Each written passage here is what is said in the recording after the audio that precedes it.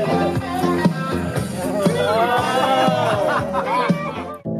know you told your friend you're not okay, and tell me what's wrong and why you never said you felt that way.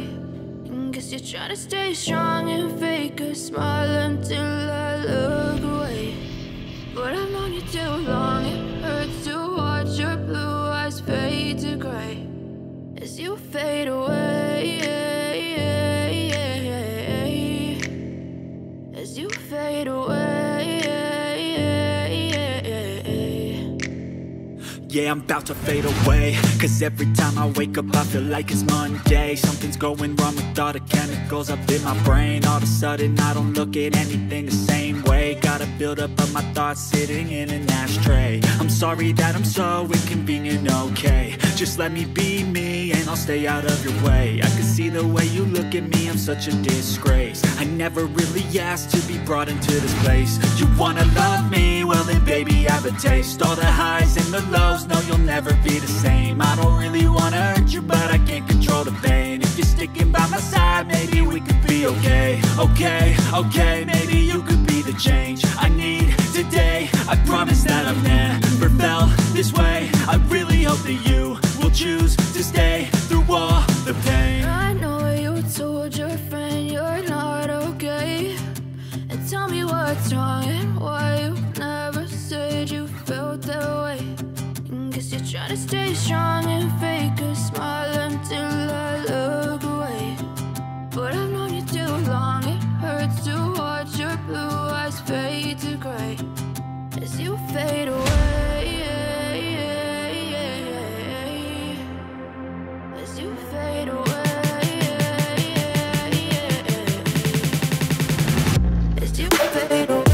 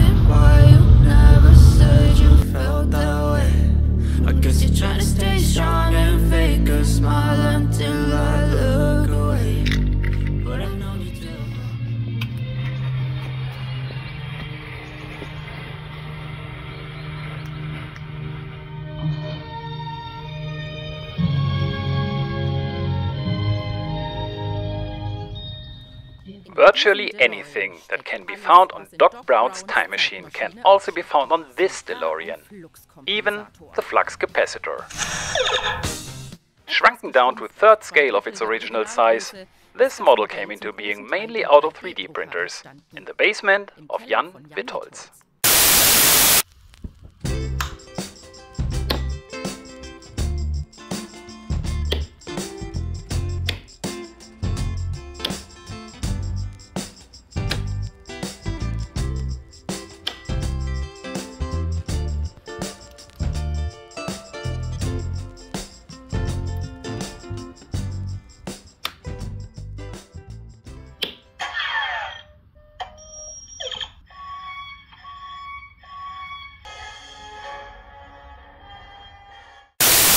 It's been silent on my YouTube channel for the last 10 months because I spent my time with building a time machine. The result is this DeLorean. It is the car from Back to the Future which brought Marty McFly to the year 1955 and back to 1985.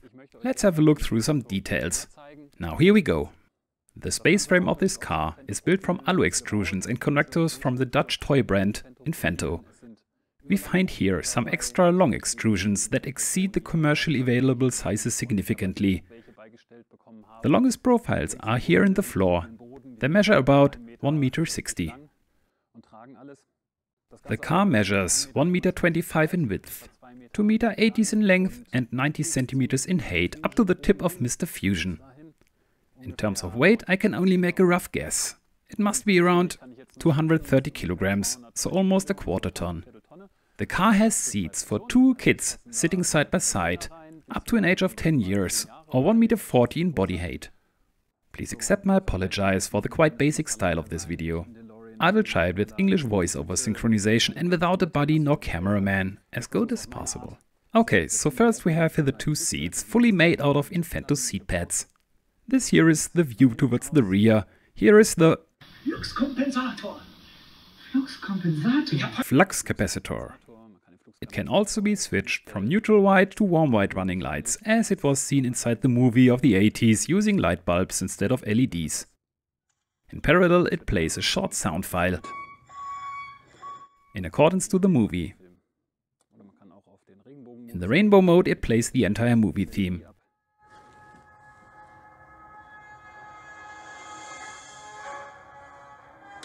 But you wouldn't want to hear that in full length now. I have tried to keep the level of detail reasonably high, also with the stickers on the vacuum relays, or the dymo labels on this acrylic cover. It may not be 100% accurate as other nerds drive it on YouTube, but anyway. Okay, now I got told that this part here behind Marty's head is called SSID, which is a wormhole finder that lights up brighter the closer you get to a wormhole for time traveling. What I used here is embarrassingly uncreative, no self-programmed gadget. These sound control LED running lights can be purchased for some €2.30 per piece from AliExpress. 5 of them are used side by side. 5-volt connection and picking a color scheme over a smartphone app. I picked this very color scheme, which is the best possible imitation of the movie. Here in the center console is the battery indicator for the battery of the drive unit. Generally speaking, there are 2 separate power circuits with their dedicated batteries. This grey box contains the 60-volt lithium battery for the 2 kW electric motor that can be seen here. It transfers its power over a chain onto a custom laser cut chain wheel to the rear axle via a differential. Each of the 2 half shafts carries its own brake disc. When I actuate the brake pedal, you can see the 2 calipers are being actuated synchronously.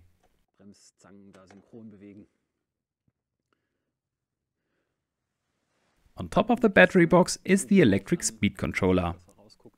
The lid has a recess to enable a good heat dissipation to get rid of the heat created by the MOSFETs. Right behind there is another battery for everything that lights, blinks or smokes. It's a 12-volt iron phosphate battery, as commonly used as domestic solar power storage. From this battery, the electric power goes over a big 80 amp fuse, which is the car's main switch at the same time.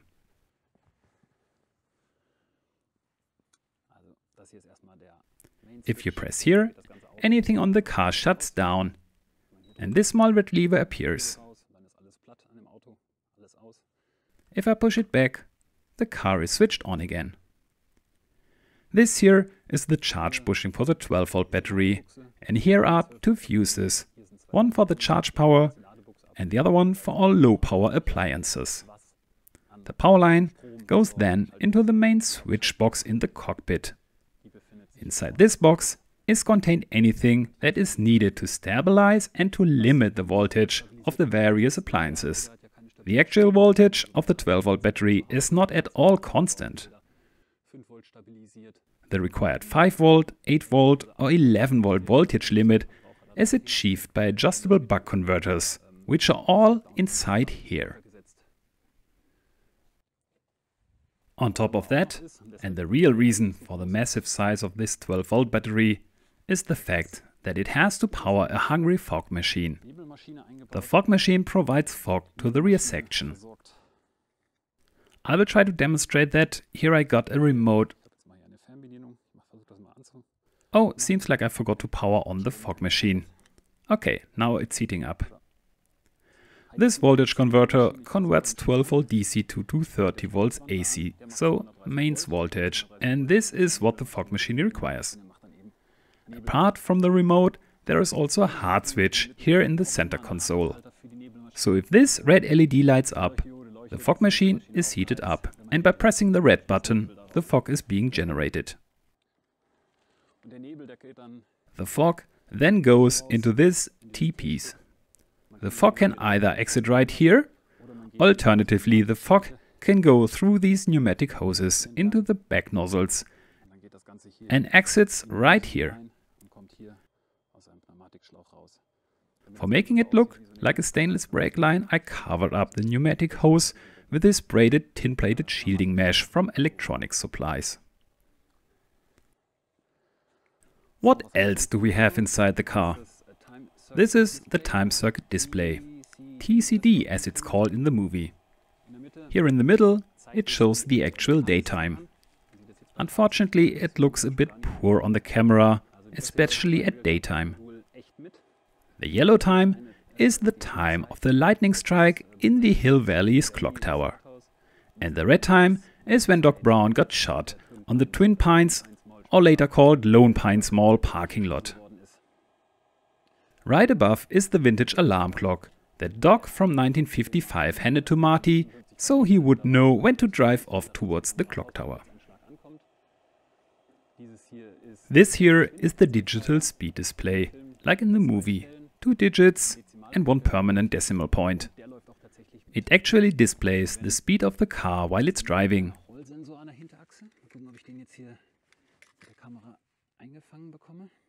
There is a Hall sensor installed on the rear axle and 6 magnets, and if the axis turns, the display will indicate the driving speed in kilometers per hour.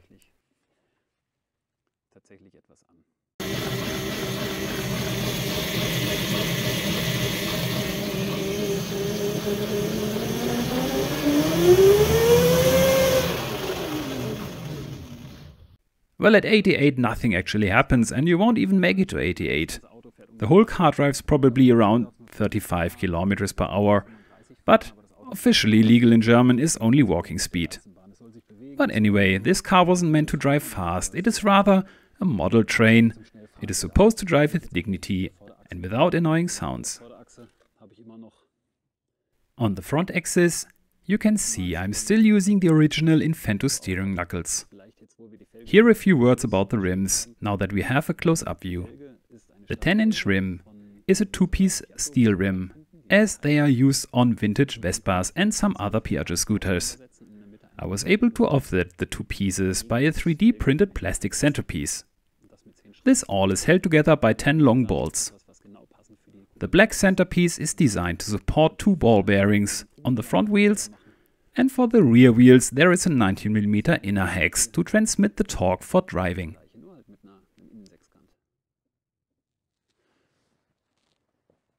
The wheels and their size are crucial for the look of any kind of ride. You can't produce tires on your own, so you have to take what you can get. So my best match were these tires from Ali, and their actual diameter was determining the scale of the whole car. I came out at 2/3 scale, or 1.65. The wheel hub is only decoration. It doesn't carry any loads. To avoid the typical steps on shallow 3D printed surfaces, I did use of a trick. The spokes were printed separately, laying sideways, so their surface with this silver silk filament imitates well a brushed aluminum surface. Each of these 45 spokes is glued in by hand, also the convex center.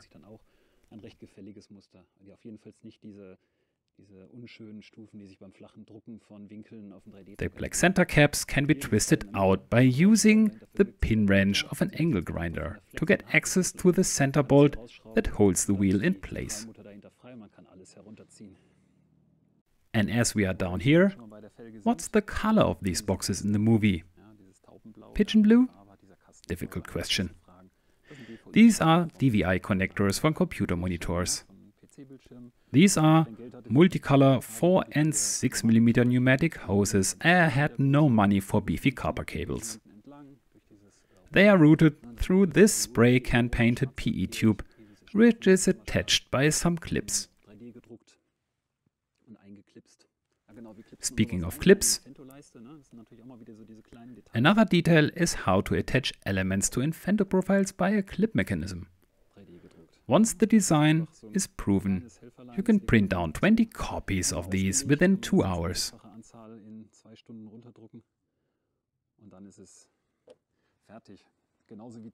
Same goes for the brackets that hold these wonderful neon stripes from Amazon. You can hardly see the separate LEDs because the blue material is so diffuse. These silver bells are taken from height-adjustable office desks, which prevent normally the computer cables from kinking.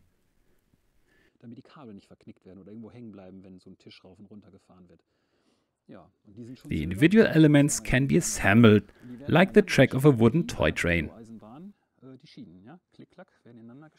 Normally, you cannot bend them sideways, but if you grind the joints a bit, then it works out, like here in the rear section.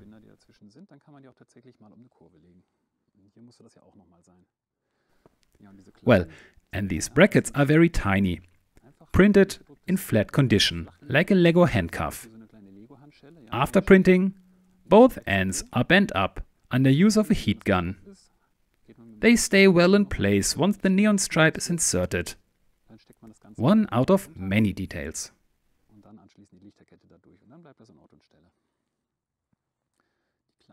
Let me just make up my mind what to speak of next. Well, let's finish off the chassis. The steering is a classic rack and pinion steering. As you may know it from Lego Technic, it is just a pinion in a rack. The steering column features 2 cardan elements. And if the car was rolling, I could demonstrate how it steers.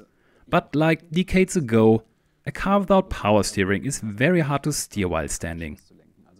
While driving, it goes super easy, even for the kids.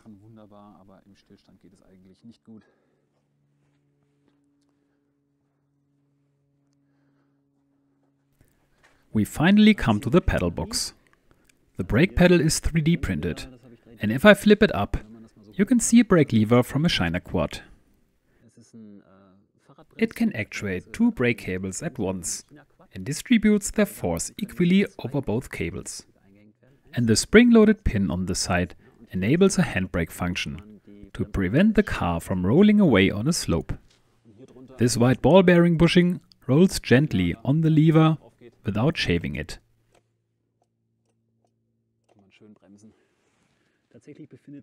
Close to the hinge point is a little switch, which will shut down the power to the motor in case throttle and brake pedal are pressed at the same time. Here on the right side there is a standard AliExpress throttle pedal for some 11 euros. Oh, the car starts moving. I should better switch off the power unit.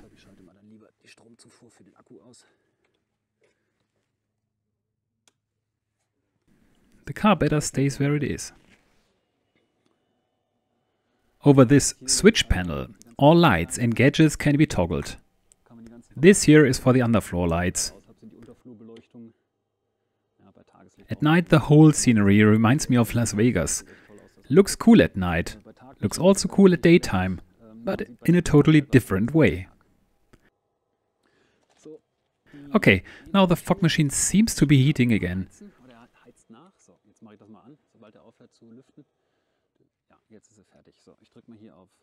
Let's press the button. Here comes the fog. The additional light inside here illuminates the fog at night. Really awesome. Let's stop it for now. Well, this is quite a lot of fog.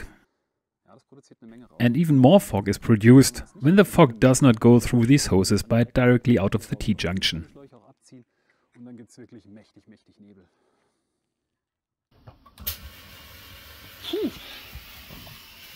Oh, that's pretty awesome. It's just awesome. Okay, Kimi, kannst stoppen. Before we come to the rear compartment, some words about these gullwing doors. These metal sheets on the doors and on the hood are from light 2mm aluminum. This was a desire from INFENTO, as they intend to buy the car to put it on display on fairs.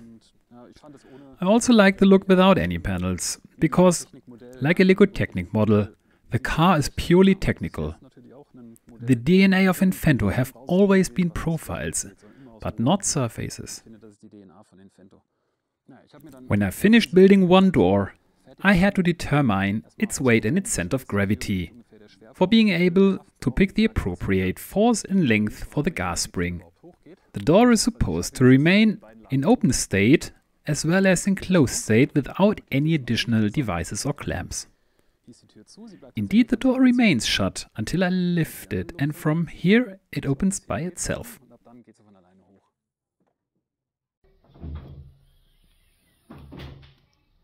No witchcraft, right? Yesterday I had not only one real DeLorean in my driveway, but even two. Unbelievable. I was surprised to see that the doors even feature not only the obvious gas spring, but an additional torsional bar spring that goes from the back all the way up to the front hinge. They say the doors of the real DeLorean weigh about 50 kilograms, and only a gas spring at the rear hinge would have led to a twisting deformation of the doors.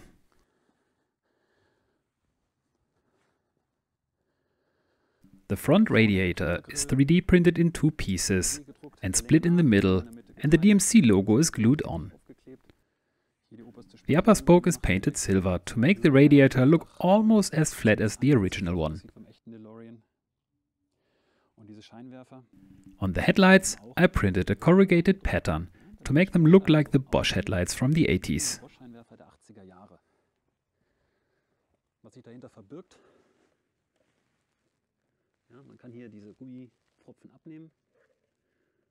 Behind the transparent glass is a universal 8-fold LED headlight for motorbikes.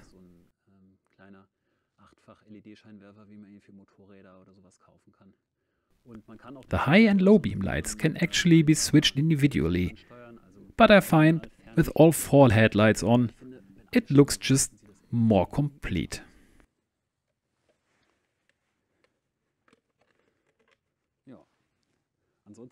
Here in the front bumper are indicator lights also, partially hidden by the neon stripe, just as in the movie. Unfortunately, these indicator lights are meant to run on 24 volts because they are truck side markers, but I only have 12 volts available, so they don't shine as bright as I want them to.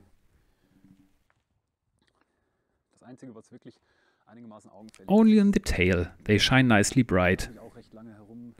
I experimented a lot to find out the correct quantity and power of the LEDs so that all lights are similar in terms of brightness.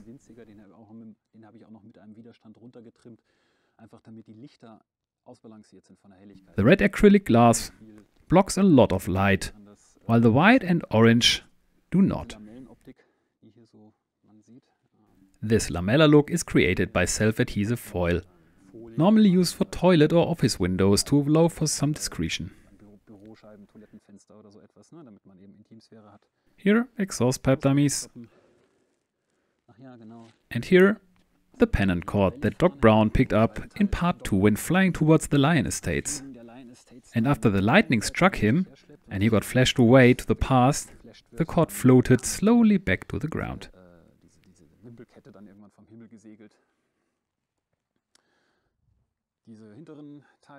The rear nozzles are water jet cut. I designed them with puzzle notches to make the assembly more accurate and easier.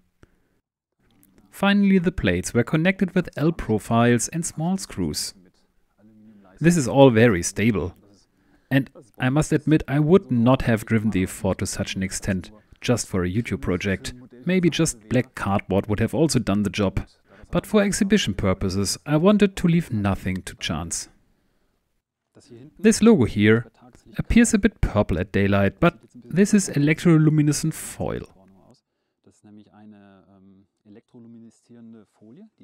It lights up white, and I masked off anything but the logo with plotted black vinyl sticker. The white light passes only in the areas which are not masked. Looks really beautiful. This license plate is a standard movie prop from the internet. Did I miss anything? Well, yes, the rear section. This was by far the biggest task. Mostly all like model building. Well, my first task was finding meaningful pictures from the movie or from somebody who already built a time machine, ideally in bright daylight. Well, very obvious is Mr. Fusion.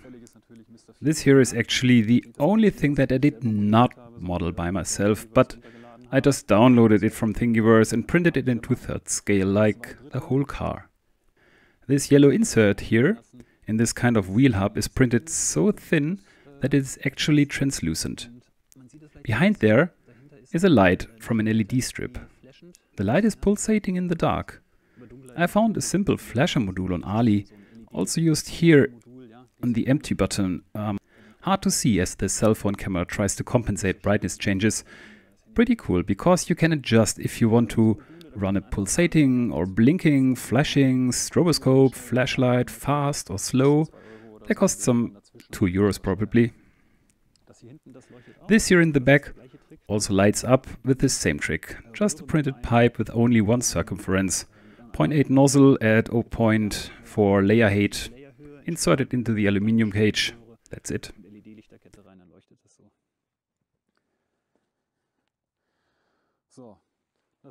This large black block is cut with a hot wire from an EPS foam plate from the hardware depot. These heatsinks here are 3D printed from silver silk filament to make them look brushed. Here, pneumatic fittings and the hose. This black tube also from the hardware depot for garden pumps. Well, it was important to me to give real metal pieces priority over 3D printed versions. Metal scrap parts still look more authentic over painted plastic, even if they do not exactly match the movie props. I am working at ZF Race, which is a supplier for the motorsport industry, and we perform regularly a scrapping operation in our warehouse to throw away things that didn't get sold or that were just experimental prototype parts. This here is the turbine wheel from a truck torque converter.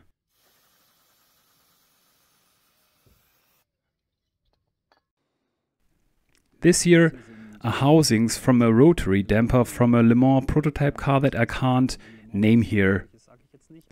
And here and there are still laser engravements or stickers from its earlier purpose.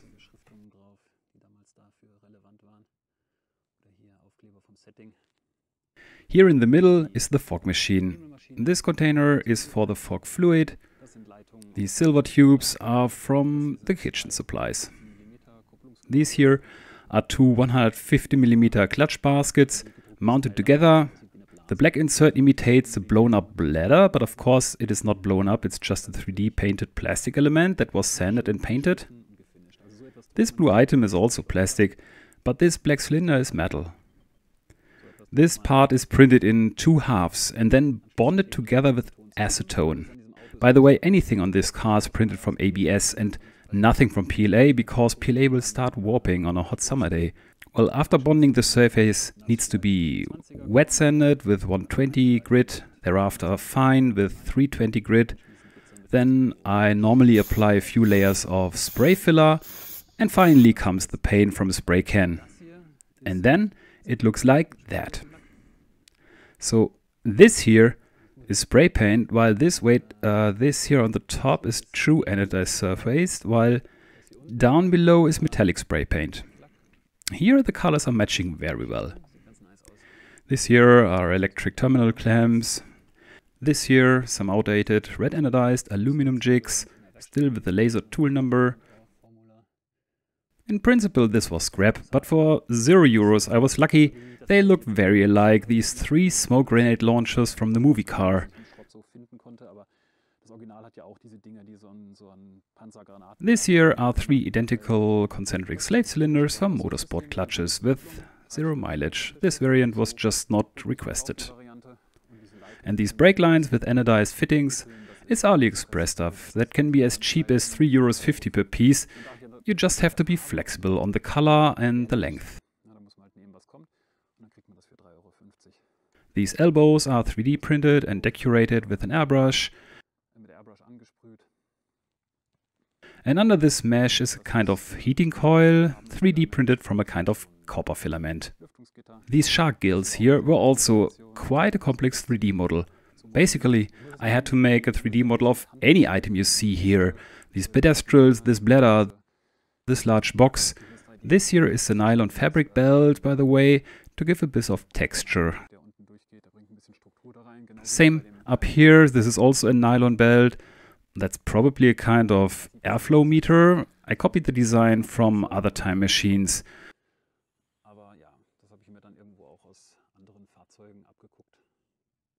DVI connectors here again. Did I miss anything? Oh yeah, here on the other side are these boxes and also these matte olive colored torpedoes. Oh, I'm pretty sure there is a name for anything. The BTTF nerds mentioned there is a book from Bob Gale, the Hollywood guy that built the 3 movie cars. Unfortunately, the paint starts to crack up right here, cause I used wooden sticks. Wood is just no good here. Cables go into spiral shape if you wind them around a wooden stick and heat it up with a heat gun. 3D printed boxes here with chrome paint. This surface was not sanded, but I find this printed surface looks almost like a milled surface, which is quite appropriate here. This heatsink is from a solid state relay. This part is from a shock absorber, but I guess it's not from ZF. But it was so nicely golden anodized, so I just placed it here. This is braided shielding mesh from electronic supplies.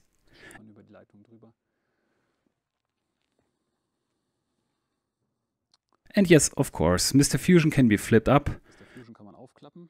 And a crushed beverage can fit in here. Or a banana peel.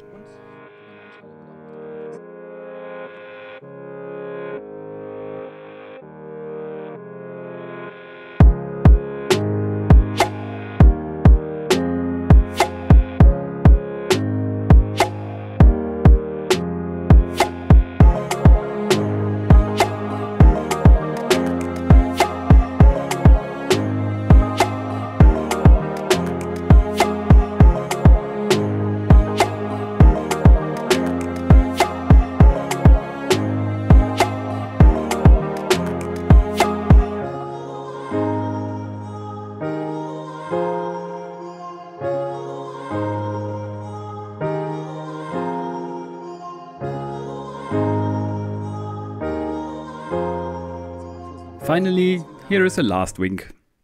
This is a rearview mirror that is made from an INFENTO 7-inch wheel housing and a printed mirror housing. Here is the mad Libyan who pursues Marty and tries to shoot him with his bazooka from the roof of his VW T2 bus.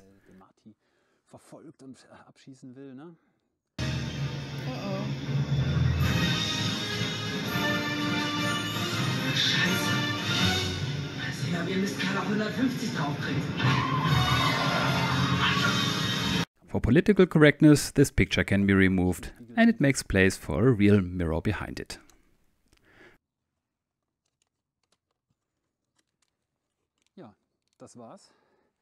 So that's pretty much it. I would like to thank you for your interest. I will give this DeLorean away now. It will go to Amsterdam by tomorrow. If you are lucky, you will see this car on the INFENTO booth of an educational fair or toy exhibition. I was kind of a surrogate mother for this car.